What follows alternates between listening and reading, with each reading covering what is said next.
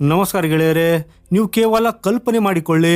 ಶತ್ರುಗಳ ಅತ್ಯಾಧುನಿಕ ರಕ್ಷಣಾ ವ್ಯವಸ್ಥೆಗಳನ್ನು ಸುಲಭವಾಗಿ ಭೇದಿಸಿ ಸಾವಿರಾರು ಕಿಲೋಮೀಟರ್ ದೂರದಲ್ಲಿ ಭೂಮಿಯ ಅಡಿಯಲ್ಲಿ ಅಡಗಿರುವ ಗುರಿಯನ್ನ ಕಣ್ಣು ಮಿಟಕಿಸುವಷ್ಟರಲ್ಲಿ ನಾಶಪಡಿಸುವ ಒಂದು ಅಸ್ತ್ರ ಭಾರತದ ಕೈ ಸೇರಿದರೆ ಹೇಗಿರ್ತದೆ?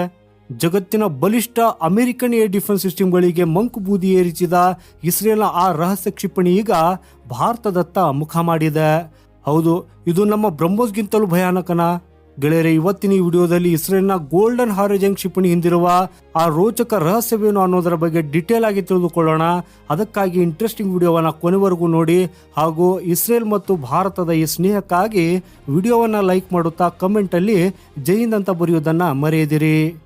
ಸೊ ಗೆಳೆಯರೆ, ರಕ್ಷಣಾ ಜಗತ್ತಿನಲ್ಲಿ ಇವತ್ತಿಗೆ ಒಂದು ಸುದ್ದಿ ಭಾರಿ ಸಂಚಲನವನ್ನ ಸೃಷ್ಟಿಸುತ್ತಿದೆ. ಇಸ್ರೇಲ್ ತನ್ನ ಅತ್ಯಾಧುನಿಕ ಗೋಲ್ಡನ್ ಹಾರಿಜನ್ ಕ್ಷಿಪಣಿಯನ್ನ ಭಾರತಕ್ಕೆ ನೀಡುವುದಕ್ಕಾಗಿ ಮುಂದಾಗಿದೆ. ಹಾಗೇನೆ ನೀವು ಯೋಚನೆ ಮಾಡ್ತಾ ಇರಬಹುದು, ಈ ಗೋಲ್ಡನ್ ಹಾರಿಜನ್ ಅಂದ್ರೆ ಏನು ಅಂತ. ಸೊ ನೋಡಿ ಗೆಳೆಯರೆ, 2025ರಲ್ಲಿ ನಡೆದ ಒಂದು ಘಟನೆಯನ್ನ ನೆನಪಿಸಿಕೊಳ್ಳಿ. ಇಸ್ರೇಲ್ ಕತಾರ್ನ ರಾಜಧಾನಿ ದೋಹಾದ ಮೇಲೊಂದು ಕ್ಷಿಪಣಿ ದಾಳಿ ನಡೆಸಿತ್ತು. ಕತಾರ್ ಬಳಿ ಅಮೆರಿಕದ ಅತ್ಯಾಧುನಿಕ ಏರ್ ಡಿಫೆನ್ಸ್ ಸಿಸ್ಟಮ್ ಕೂಡ ಇತ್ತು. ಆದ್ರೂ ಇಲ್ಲಿ ಯಾರಿಗೂ ಸುಳಿವೇ ಸಿಗದಂತೆ ಇಸ್ರೇಲ್ನ ಕ್ಷಿಪಣಿ ಬಂದು ಹಮಾಸ್ ನಾಯಕರಿದ್ದ ಕಟ್ಟಡವನ್ನ ಪುಡಿ ಪುಡಿ ಮಾಡಿತ್ತು.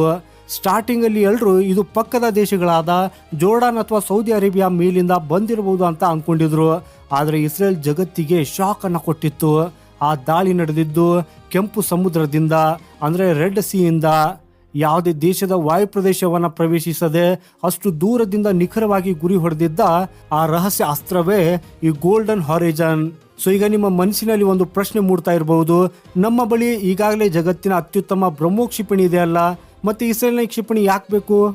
ಸೊ ನೋಡಿ ಗೆಳೆಯರೆ, ಬ್ರಹ್ಮೋಸ್ ಅನ್ನೋದು ಒಂದು ಕ್ರೂ ಕ್ಷಿಪಣಿ. ಅಂದ್ರೆ ಅದು ಉಡಾವಣೆ ಆದ ಬಳಿಕ ಭೂಮಿಗೆ ಸಮಾನಾಂತರವಾಗಿ ಹಾರ್ತದೆ. ಆದ್ರೆ ಗೋಲ್ಡನ್ ಹಾರಿಜನ್ ಒಂದು ಏರ್ ಲಾಂಚ್ಡ್ ಬ್ಯಾಲಿಸ್ಟಿಕ್ ಕ್ಷಿಪಣಿ, ALBM. ಅಂದ್ರೆ ಇದನ್ನ ಯುದ್ಧ ವಿಮಾನದಿಂದ ಉಡಾವಣೆ ಮಾಡಲಾಗ್ತದೆ. ಹಾಗೂ ಇದು ಲಾಂಚ್ ಆದ ತಕ್ಷಣ ಆಕಾಶದ ಬಹು ಎತ್ತರಕ್ಕೆ ಜಿಗಿಯುತ್ತದೆ. ತದನಂತರ ಅಲ್ಲಿಂದ ಮ್ಯಾಕ್ 3ರಿಂದ 5 ವೇಗದಲ್ಲಿ, ಅಂದ್ರೆ ಶಬ್ದದ ವೇಗಕ್ಕಿಂತ 5 ಪಟ್ಟು ವೇಗವಾಗಿ ಕೆಳಗೆ ಅಪ್ಪಳಿಸುತ್ತದೆ. ಹಾಗೂ ಇಷ್ಟು ವೇಗವಾಗಿ ಮೇಲಿನಿಂದ ಬೀಳುವ ಕ್ಷಿಪಣಿಯನ್ನು ತಡೆಯುವುದು ಯಾವುದೇ ಶತ್ರುವಿನಿಂದಲೂ ಅಸಾಧ್ಯ.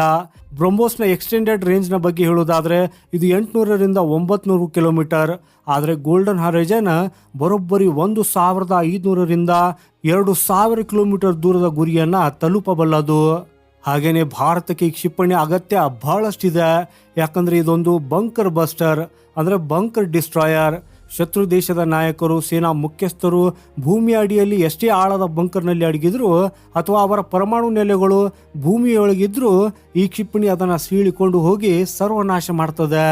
ಗೆಳೆಯರೇ, ಒಂದ್ ವೇಳೆ ಪಾಕಿಸ್ತಾನದ ಜೊತೆ ಯುದ್ಧವಾದ್ರೆ ಅವರ ಪ್ರಮುಖ ಕಮಾಂಡರ್ಗಳನ್ನ, ನಾಯಕರನ್ನ ಕ್ಷಣಾರ್ಧದಲ್ಲಿ ಮುಗಿಸಲು ಇದು ಬ್ರಹ್ಮಾಸ್ತ್ರನೇ ಅಂತ ಹೇಳಬಹುದು. ಹಾಗೂ ಇದನ್ನ ನಮ್ಮ ಸುಖೋಯ್ 30 MKಯ ಯುದ್ಧ ವಿಮಾನಗಳಿಗೆ ಅಳವಡಿಸಿದ್ರೆ ನಾವು ಶತ್ರುವಿನ ಗಡಿಯೊಳಗೆ ಹೋಗದೆಯೇ 100 ಕಿಲೋಮೀಟರ್ ದೂರದಿಂದಲೇ ಅವರ ಹೆಡ್ ಕ್ವಾರ್ಟರ್ಸ್ ಅನ್ನ ಧ್ವಂಸ ಮಾಡಬಹುದು. ಹಾಗೂ ಇಂತಹ ALBM ತಂತ್ರಜ್ಞಾನ ಕೇವಲ ರಷ್ಯಾ, ಇಸ್ರೇಲ್ ಮತ್ತು ಚೀನಾ ಹತ್ತಿರ ಮಾತ್ರ ಇದೆ. ಸೊ ಈಗ ಭಾರತದ ಬತ್ತಳಿಕೆಗೆ ಇದು ಸೇರಿದ್ರೆ ಶತ್ರುಗಳ ನಿದ್ದೆ ಕೆಡುವುದು ಖಚಿತ. ಗೆಳೆಯರೇ, ಅಮೆರಿಕದ ನಂತರ ಇಸ್ರೇಲ್ ಅತಿ ಹೆಚ್ಚು ನಂಬುವುದು ನಮ್ಮ ಭಾರತವನ್ನು. ಸೊ ಹಾಗಾಗಿ ತಮ್ಮ ಅತ್ಯಂತ ಸೂಕ್ಷ್ಮ ಮತ್ತು ರಹಸ್ಯ ತಂತ್ರಜ್ಞಾನವನ್ನು ಜಗತ್ತಿನ ಯಾವುದೇ ದೇಶಕ್ಕೆ ನೀಡದಿದ್ರೂ ಭಾರತಕ್ಕೆ ನೀಡುವುದಕ್ಕಾಗಿ ಇಸ್ರೇಲ್ ಸಿದ್ಧವಾಗಿದೆ.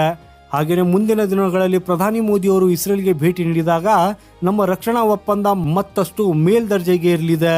ಕೇವಲ ಕ್ಷಿಪಣಿ ಅಷ್ಟೇ ಅಲ್ಲದೆ ಇಸ್ರೇಲ್ನ ಅಡ್ವಾನ್ಸ್ಡ್ ಲೇಸರ್ ಸಿಸ್ಟಮ್ ಮತ್ತು ಅತ್ಯಾಧುನಿಕ ಡ್ರೋನ್ಗಳನ್ನು, ಅಂದ್ರೆ UAVs ಕೂಡ ಭಾರತ ಖರೀದಿಸುವ ಸಾಧ್ಯತೆ ಇದೆ.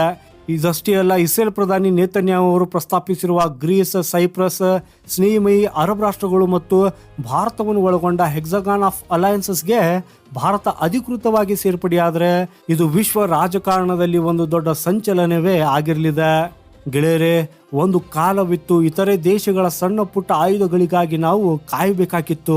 ಆದರೆ ಇವತ್ತಿಗೆ ಇಡೀ ಜಗತ್ತು ಭಾರತದ ಸ್ನೇಹಕ್ಕಾಗಿ, ಒಪ್ಪಂದಗಳಿಗಾಗಿ ಹಾತೊರೆಯುತ್ತಿದೆ.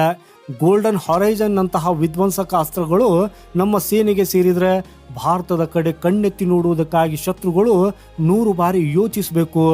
ನಮ್ಮ ಭಾರತವು ಶಾಂತಿ ಪ್ರಿಯ ದೇಶ ಹೌದು, ಆದರೆ ತಂಟೆಗೆ ಬಂದ್ರೆ ಆಕಾಶದಿಂದಲೂ ಮೃತ್ಯುವಾಗಿ ಎರಗಬಲ್ಲ ತಾಕತ್ತು ನಮಗಿದೆ ಅನ್ನೋದು ಇಂತಹ ಅಸ್ತ್ರಗಳು ಸಾಬೀತುಪಡಿಸುತ್ತವೆ. ಸೊ ಗೆಳೆಯರೆ, ಭಾರತದ ರಕ್ಷಣಾ ಪಡೆಯ ಈ ಅದ್ಭುತ ಬೆಳವಣಿಗೆಯ ಬಗ್ಗೆ ನಿಮಗೆ ಹೆಮ್ಮೆ ಎನಿಸಿದರೆ ವಿಡಿಯೋನ ಲೈಕ್ ಮಾಡುತ್ತಾ ರಕ್ಷಣಾ ಕ್ಷೇತ್ರದ ಇಂಥ ಅದ್ಭುತ ಮಾಹಿತಿಗಳಿಗಾಗಿ ನಮ್ಮ ಚಾನೆಲ್ ಸಬ್ಸ್ಕ್ರೈಬ್ ಆಗಿ ಮತ್ತು ಬೆಲ್ ಐಕಾನ್ ಒತ್ತುವುದನ್ನು ಮರೆಯದಿರಿ. ಸಿಗೋಣ ಮುಂದಿನ ಮತ್ತೊಂದು ಇಂಟ್ರೆಸ್ಟಿಂಗ್ ಮಾಹಿತಿಯೊಂದಿಗೆ. ವಂದೇ ಮಾತರಂ. ಭಾರತ್ ಮಾತಾ ಕಿ ಜೈ.